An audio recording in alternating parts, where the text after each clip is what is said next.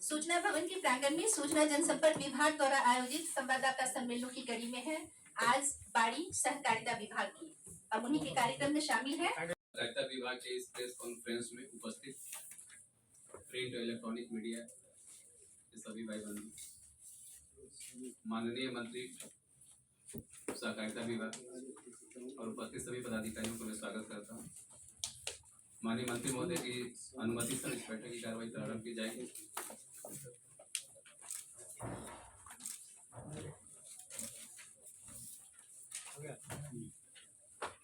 तो सहकारिता विभाग के जो रिपोर्ट्स हैं आपको फोल्डर में दिए गए होंगे, कृपया उसको देख लेंगे। तो फोल्डर में डिटेल सभी योजनाओं की जानकारी दी गई है और उसके अलावा प्रेस रिलीज भी आज इसका जो है उसकी एक कॉपी दी गई है। और बाकी उसके अलावा जो भी क्वेश्चंस होंगे प्रेस ब्रीफिंग के बाद एक एक करके आप पूछ सकते हैं। सबसे पहले प्रेस में जो बातें हम कहना चाहते हैं उसको एक बार स्टार्ट करते हैं।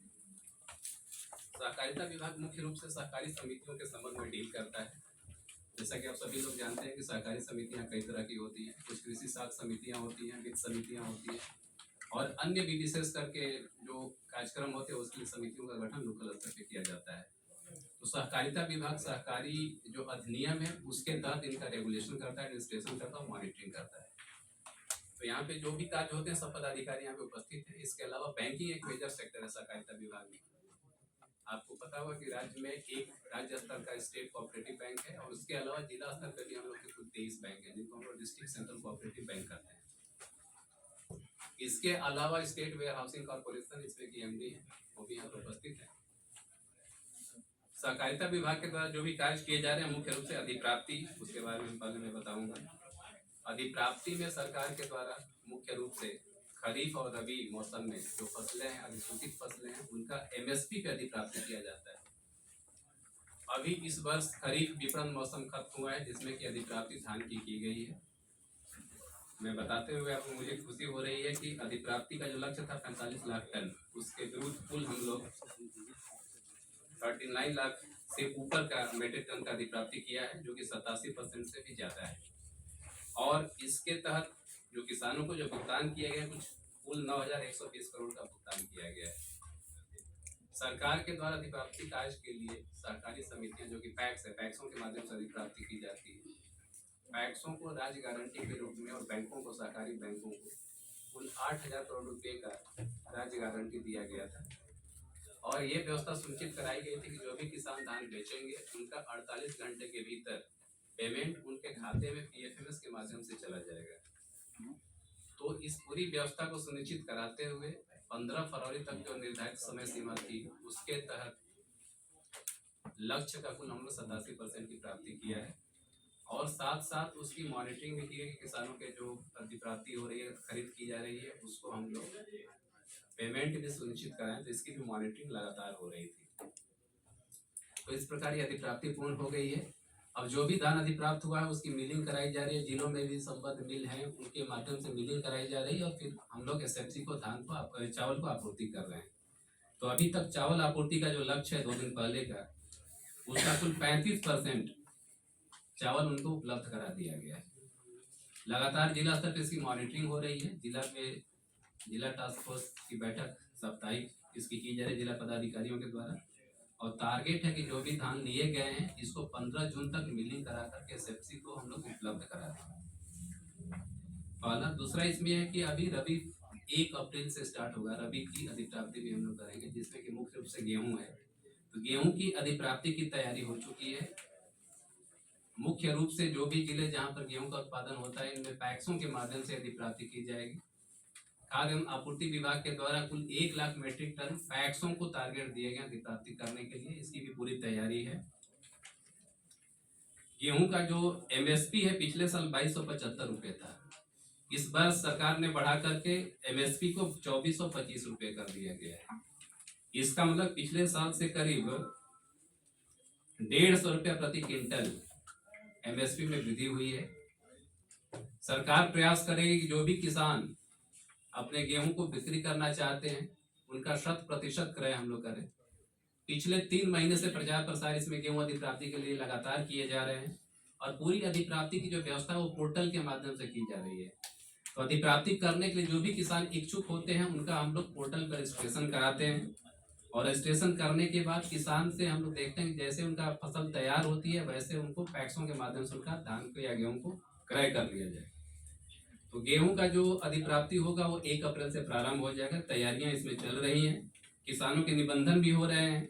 कुल 24,324 किसानों के निबंधन अभी तक हो चुके हैं। किसान भाइयों से आपके माध्यम से पुनः अनुरोध है कि जो लोग इच्छुक हैं अपना गेहूं बेचना चाहते हैं वो गेहूं बेचने के लिए निबंधन करा लें और पेपर जो अपने डॉक्यूमेंट्स होते हैं उसको तैयार रखें। दलहन का भी हम लोग अधिप्राप्ति करेंगे। आपको बता दें कि दलहन में मुख्य रूप से तूर, मसूर, चना और उड़द, ये 4 फसलों को सरकार के द्वारा अधिसूचित किया गया अधिप्राप्ति करने के लिए, और इनकी भी अधिप्राप्ति समितियों के माध्यम से, पैक्स के माध्यम से की जाएगी। और सरकार के द्वारा इसका भी एमएसपी निर्धारित किया गया है, और एमएसपी का जो सूची आपको हम उपलब्ध करा देंगे, आपके फोल्डर में भी, शंभू फोल्डर में उपलब्ध इसकी करा दीजिए। मुख्य रूप से इसमें जो चना है उसका जो अधिप्राप्ति का जो एमएसपी है वो 5650 रुपये है। पिछले साल ये 5440 रुपये था। मसूर इस बार दर है 6700 रुपये प्रति क्विंटल, और पिछले बार 6425 रुपये था, तो करीब 300 रुपये की वृद्धि हुई है। मस्टर्ड रेपसीड सीड है, उसमें 5950 रुपये दर है, पिछले बार 5650 था। तो इस प्रकार जो भी फसल जो किसान अपना अधिप्राप्ति करना चाहते, बेचना चाहते हैं, उनको सहकारिता विभाग का जो पोर्टल उसका निबंधन पहले कर लेना होगा, ताकि समय पे हम उसकी अधिप्राप्ति कर सकें और उनको इसका लाभ मिल सके। इसके अलावा सहकारिता विभाग की एक योजना भंडारण क्षमता का सृजन। तो जैसा कि आप सभी लोग जानते हैं, पैक्सों में मुख्य रूप से हम लोग गोदाम निर्माण की योजना स्वीकृत करते हैं। इसकी क्षमता 200 MT, 500 MT और 1000 MT की होती है। जिस तरह के पैक्स हैं, जिस तरह की उनकी आवश्यकता होती है, उसके हिसाब से हम लोग उनकी गोदाम की स्वीकृति करते हैं। गोदाम स्वीकृति के लिए जो जमीन है वो सरकार उपलब्ध कराती है। जहाँ पे सरकारी जमीन नहीं है वहाँ पर खुद समितियाँ भी अपना लीज ले करके जमीन की उपलब्धता करती है, उसके बाद सरकार उसको स्वीकृति करती है। गोदाम निर्माण में 50% राशि अनुदान के रूप में सरकार देती है, और 50% राशि हम लोग सक्रिय पूंजी के रूप में उनको देते हैं, जो कि लोन के रूप में रहता है।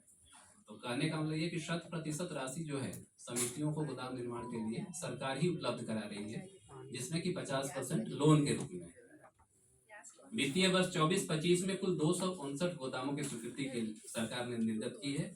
इसकी कुल लागत राशि 147 करोड़ है।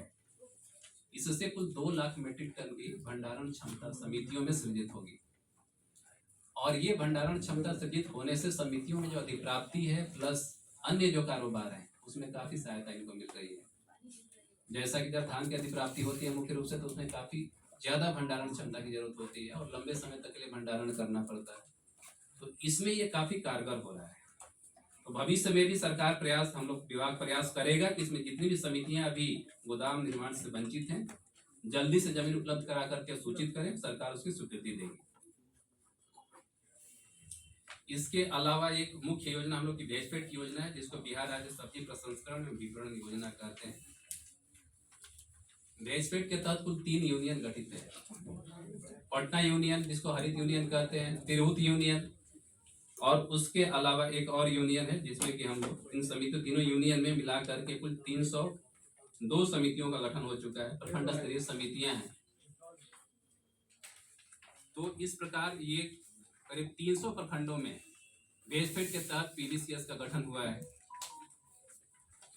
अभी आप लोग सुने भी होंगे, सरकार इसमें घोषणा की है कि अगले वित्तीय वर्षों में जो बचे हुए प्रखंड है वहां पर पीबीसीएस का मतलब वेजिटेबल से संबंधित जो समितियां उनका गठन किया जाएगा। विभाग इसके लिए पूरी तरह से तैयार है। इसके अलावा जो 3 यूनियन है इसकी संख्या बढ़ा करके 9 की जाएगी। माननीय मंत्री महोदय भी इसके बारे में प्रकाश डालेंगे, बताएंगे, आपको जानकारी देंगे। जो योजनाएं चल रही हैं उसमें मुख्य रूप से समितियों को हम लोग सपोर्ट दे रहे हैं, जिसमें कि वो लोग अपने अधिसंरचना का निर्माण कर रहे हैं, जिसमें कि उसको गोदाम, कार्यालय, कोल्ड चेन और स्टोरेज इत्यादि की फैसिलिटी उनको दी जाती है। अगले वित्तीय वर्ष में टारगेट है कि जितनी भी समितियां गठित होंगी सभी को हम लोग प्राथमिकता पे अधिसंरचना निर्माण के लिए राशि उपलब्ध कराएंगे, और दूसरी इसमें योजना है कि सभी प्रखंडों में समितियों को सपोर्ट के लिए रिटेल आउटलेट की व्यवस्था की जाएगी। सरकार इसके लिए अनुदान उनको उपलब्ध कराएगी ताकि समितियां रिटेल आउटलेट के माध्यम से अपने जो उत्पाद है उसका बिक्री कर सके और सही मूल्य उनको मिल सके। वर्तमान वित्तीय वर्ष में 24-25 में आलू और टमाटर उत्पादन के लिए समितियों को बीज का अनुदान उपलब्ध कराया गया था, आलू और टमाटर के बीज का। इसमें कितनी उपलब्धि हुई आपके फोल्डर में ये सब रिपोर्ट दिए गए, उसको कृपया देख लेंगे आप लोग। मुख्य रूप से कहना यह है कि समितियों को इनपुट अनुदान से लेकर के इंफ्रास्ट्रक्चर तक की जो सपोर्ट की जरूरत है सरकार उनको उपलब्ध करा रही है। समितियों को अपने पैरों पे खड़ा होने के लिए सरकार प्रयास कर रही है, लगातार उनकी हैंड होल्डिंग की जा रही है। समितियों में मैन पावर की जरूरत होती है और यूनियन और वेजफेड के लेवल पे तकनीकी पदाधिकारियों की जरूरत है। इसके लिए विभाग कार्रवाई कर रहा है, वेजफेड के स्तर से कार्रवाई हो रही है, स्वीकृति इसकी दी जा चुकी है एचआर एजेंसी के माध्यम से मैन पावर हायर करने के लिए, और उनको हायर करने की कार्रवाई हो रही है।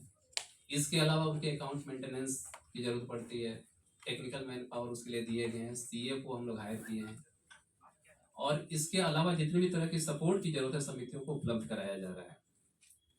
अगले वर्ष जो प्रस्तावित योजना है ये भी इस फोल्डर में दिया गया है। मुख्य रूप से समितियों की संख्या को बढ़ाना, समितियों के जो मेंबरशिप हैं उनकी संख्या को भी बढ़ाने का लक्ष्य है। अगली योजना है बिहार राज्य फसल सहायता योजना। बिहार राज्य फसल सहायता योजना के तहत मुख्य रूप से हम लोग प्रत्येक पंचायतों में फसल क्षति जो होती है उसका आकलन करके किसानों को अनुदान उपलब्ध कराते हैं। इसके लिए रबी और खरीफ मौसम में जो अधिसूचित फसल है उन सभी फसलों के लिए 3-3 महीने आवेदन लिए जाते हैं। 3-3 महीने तक आवेदन की प्रक्रिया चलती है। उसमें वर्तमान में अभी रबी फसल के लिए आवेदन मार्च 31 तक लिए जाएंगे। लगातार इसके प्रचार किए जा रहे हैं, प्रयास किए जा रहे हैं ताकि अधिक से अधिक संख्या में किसान रबी फसल में इस योजना के लाभ के लिए आवेदन करें। खरीफ मौसम में वर्तमान वर्ष में जो आवेदन प्राप्त हुए हैं उसकी भी जानकारी आपको दी गई है फोल्डर के माध्यम से, उसको कृपया देख लेंगे आप लोग। क्षेत्र में भी कई तरह के कार्य किए जा रहे हैं। मुख्य रूप से इसमें हम लोग केसीसी ऋण उपलब्ध कराते हैं। कई तरह की सुविधाएं बैंकों के माध्यम से जो सेवाएं होती हैं सब ग्राहकों को दी जा रही है। तकनीक का प्रयोग काफी किया जा रहा है, इसका भी उपयोग और सहूलियत बैंकों के द्वारा कराया जा रहा है। बिहार राज्य भंडार निगम की जो भंडारण क्षमता है इसको भी बढ़ाने के लिए सरकार ने गोदाम निर्माण की स्वीकृति भंडार निगम को दी है। इसके अलावा पैक्सों को मल्टी सर्विस सेंटर के रूप में डेवलप करने के लिए, वन स्टॉप शॉप के रूप में डेवलप करने के लिए कई तरह की सेवाएं पैक्सों में उपलब्ध कराई जा रही है। मुख्य रूप से उनको हम लोग कंप्यूटराइज कर रहे हैं, कंप्यूटराइजेशन का काम चल रहा है। उसके बाद उसमें कॉमन सर्विस सेंटर की सुविधा उपलब्ध कराई जाएगी। पैक्सों को एफपीओ के रूप में बनाया जा रहा है, जन औषधि केंद्र खोले जा रहे हैं, और इसके अलावा कुछ पैक्सों में पेट्रोल पंप आउटलेट की भी स्वीकृति दी गई है। इसके अलावा खाद और बीज के लाइसेंस उपलब्ध कराने के लिए भी पैक्सों को हम लोग ट्रेनिंग दे रहे हैं ताकि उनको कृषि विभाग के माध्यम से हम लोग लाइसेंस उपलब्ध करा सकें। इससे फिर पैक्स खाद और बीज का वितरण और विपणन अपने माध्यम से कर सकते हैं। उसके जो सदस्य हैं उनको डायरेक्ट फायदा होगा और समय पर उनको खाद और बीज उपलब्ध हो पाएगा। इसके अलावा नियुक्तियों की भी जानकारी आपको दी गई है। जो नियुक्तियां हुई हैं, प्रोन्नति हुई है, इसकी जानकारी है। एक महत्वपूर्ण योजना है प्रशिक्षण की योजना। प्रशिक्षण में मुख्य रूप से जो समितियों के सदस्य हैं, जैसे पैक्स का भी चुनाव हुआ है, तो जो नए निर्वाचित अध्यक्ष और सदस्य आए हैं उनको प्रशिक्षित करने की योजना है। प्रमंडल स्तर पर और जिला स्तर पर कार्यक्रम प्रारंभ किया गया है प्रशिक्षण का। और इसके अलावा सहकारी चौपाल और एलईडी रथ सभी पंचायतों में संचालित किए जा रहे हैं। इसके माध्यम से सहकारिता विभाग की जो योजनाएं हैं नुक्कड़ नाटक के माध्यम से उनको जानकारी दी जा रही है। और इसके अलावा राज्य और प्रमंडल स्तर पे नए परिसंघ और संघ के गठन का विभाग का प्लान है। मुख्य रूप से इसमें हम मार्केट का गठन कर रहे हैं और उसके अलावा मत्स्य पालन के क्षेत्र में भी फेडरेशन और यूनियन का गठन हो रहा है। शहद उत्पादन में भी गठन करेंगे हम लोग। बुनकर सहयोग समितियां, उनको सरकार के स्तर से सहायता उपलब्ध कराने की योजना है। 2 फ्लैगशिप स्कीम से इसके बारे में बताना चाहेंगे। सहकारिता में सहकार सहकारिता में सहकार के तहत समितियों के बीच आपस में जो समन्वय है उसको बढ़ाने का प्रयास होगा। बैंकों के माध्यम से सभी समितियों को जोड़े जाएंगे। और दूसरा इंपॉर्टेंट बिंदु है अंतर्राष्ट्रीय सहकारिता वर्ष 2025 यूएनओ के द्वारा घोषित किया गया है। इसके तहत पूरे साल भर कार्यक्रम संचालित होंगे और इसका उच्च स्तर से मॉनिटरिंग की जाएगी। धन्यवाद। हमारी